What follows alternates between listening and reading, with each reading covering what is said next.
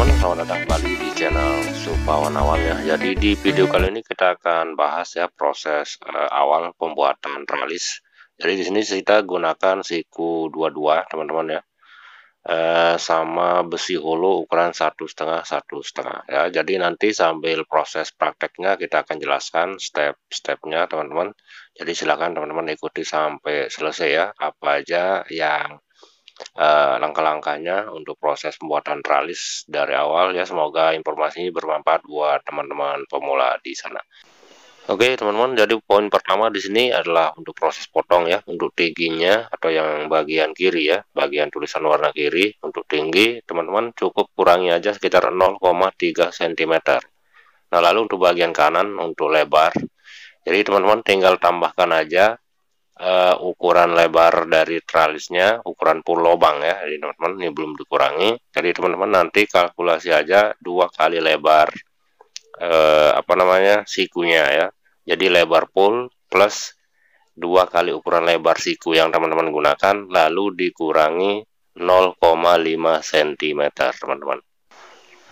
Dan setelah teman-teman temukan ukuran untuk lebarnya ya, tinggal dicok aja seperti ini ya. Jadi untuk coakannya ini sekitar, nah ini kan kelihatan coakannya agak lebih dalam. Jadi untuk bagian tingginya akan sedikit masuk sekitar ukuran tebal dari siku yang kita gunakan teman-teman. Ini udah masuk ya, ketika dipasang itu udah klop. Untuk proses lasnya nanti juga bisa menjadi lebih rapi. Oke, kita langsung aja nih apa aja penggunaan alat yang lain ya sebelum kita proses lasnya teman-teman. Dan inilah mata atau batu potong yang kita gunakan, kawat las FD260 teman-teman. Ini yang kode E6013 ya, ukuran 2x300 mm. Dan di sini udah tertera ampere yang bisa kita gunakan teman-teman ya. Jadi kita gunakan aja ampere 35 ya, karena ini kita mengelas besi hulu dan ketebalan 0,8 teman-teman, sangat tipis. Jadi kita sesuaikan aja ampernya lebih kecil ya. Oke, untuk proses pengelasannya teman-teman bisa kita mulai seperti yang gambar teman-teman lihat tadi. Untuk coakan yang udah kita bentuk di bagian lebar, bagian atas ya, itu udah klop, udah masuk untuk siku yang berada untuk posisi bagian tingginya teman-teman. Oke, jangan lupa untuk las satu kali aja dulu bagian sudutnya, baru kita siku teman-teman. Kita proses las berikutnya ya, tentunya sama aja untuk bagian semua sisi ya. Kita las satu titik, kita pastikan dulu menggunakan siku, baru kita proses las fullnya teman-teman.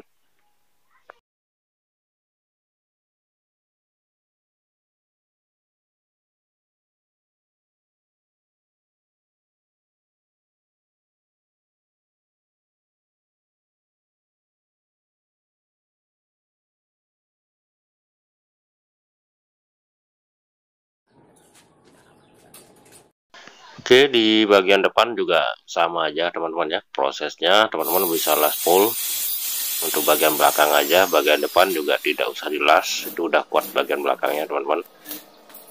Oke, kira-kira tampilannya seperti ini.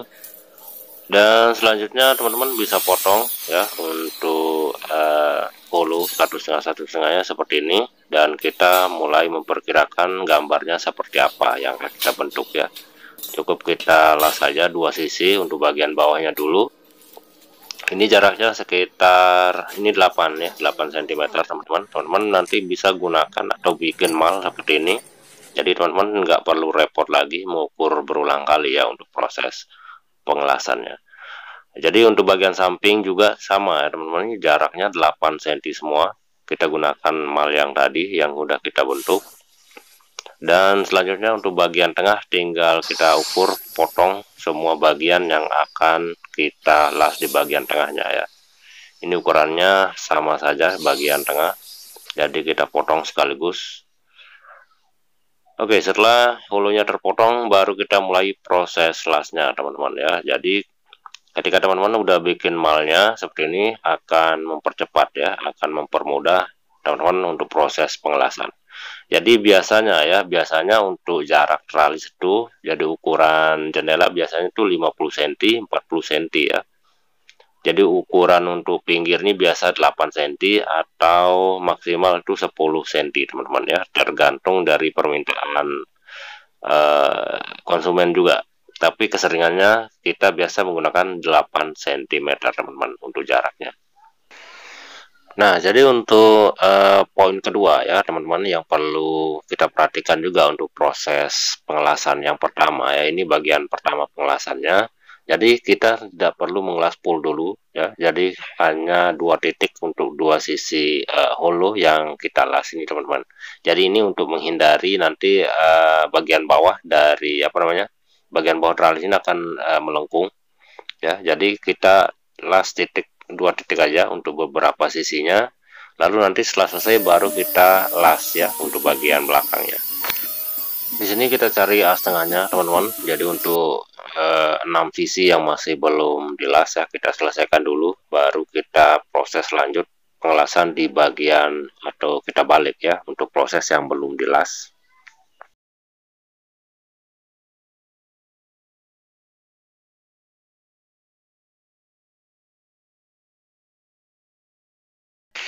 Nah, ini dia teman-teman untuk proses yang kita maksud tadi ya. Jadi ketika trali yang akan kita las itu agak sedikit melengkung di bagian bawah yang belum dilas, teman-teman bisa menginjaknya seperti ini ya. Gunakan beban tubuh kita sendiri untuk proses pengelasan berikutnya di bagian belakang yang belum kita las. Dan seperti yang saya bilang tadi, karena bagian depan tadi belum dilas full, jadi kita bisa las full setelah semuanya dilas ya, bagian belakangnya juga. Oke, setelah semuanya dilas full, teman-teman, inilah proses kedua ya dengan ukuran trali yang sama. Jadi di sini kita nggak perlu capek lagi menggunakan mal-mal yang tadi ya. Jadi teman-teman tinggal las saja bagian sudut sikunya, tinggal ditindih ya, tinggal disamakan aja tentunya dengan ukuran trali yang sama. Teman-teman bisa gunakannya sebagai mal ya. Jadi biar kerjanya juga lebih simpel, kita nggak perlu repot mengukur berulang kali ya untuk proses pengelasannya. Lalu untuk sedikit mengulasnya untuk teknik pengelasannya teman-teman, karena di sini kita menggunakan holo yang terbilang cukup tipis ya. Jadi untuk teknik pengelasan itu jangan terlalu lama, dan ampernya juga kita menggunakan ampere yang cukup rendah teman-teman ya. Jadi untuk ritme pengelasan itu gunakan ritme yang lebih cepat teman-teman ya. Jadi menyentuhnya sekitar 0,5 detik mungkin ya. Jadi kita menyentuhnya hanya sebentar sekali. Kalau agak lama itu bakal bolong nanti untuk hulunya teman-teman. Kalau tebal sih nggak apa-apa ya. Atau misalkan teman-teman mengelas besi ulir atau besi nako, itu kalau las lama dengan ampere yang besar juga tidak masalah teman-teman. Selanjutnya kita akan proses las besi ulirnya teman-teman ya. Ini di bagian belakangnya. Jadi untuk proses pembengkokan besi ulir kita bahas lengkap aja nanti di video lain ya, supaya lebih lama untuk pembahasannya, teknik-tekniknya teman-teman. Jadi setelah kita proses pengelasan semua ya, untuk total sampai pengelasan yang semua ya, total las full, selanjutnya kita akan proses dempul. Tentunya kita amplas dulu teman-teman ya. Jadi ini adalah gambar model amplas yang teman-teman gunakan. Lalu untuk amplas yang kedua ya, yang bergerigi seperti ini teman-teman, untuk proses setelah dempulnya ya. Oke, jadi inilah tampilan dari tralis yang udah las full teman-teman. Jadi di sini teman-teman tinggal amplas gerinda untuk bagian sisa dari pengelasan. Lalu teman-teman menggunakan dempul dan menggunakan amplas yang bergerigi ya, atau yang nomor 2. Nah, dari dia teman-teman untuk contoh dempul yang teman-teman bisa gunakan ya. Ini dempul mobil. Ini bisa digunakan pada besi pengelasan juga ya, atau sama-sama besi. Oke teman-teman, setelah proses pendempulan selesai, kita amplas. Lalu untuk proses pengecatannya, ini teman-teman banyak sekali pilihan untuk cat ya, cat besi kayu. Ini bisa digunakan di sini. Untuk penggunaan kuas kompresor juga masih sama ya, masih bisa. Nah, gimana teman-teman untuk hasil akhirnya? Silakan, yang mungkin ada yang kurang jelas tambahkan aja di kolom komentar. Terima kasih sudah klik video ini, sampai jumpa di video selanjutnya ya. Jangan lupa subscribe teman-teman.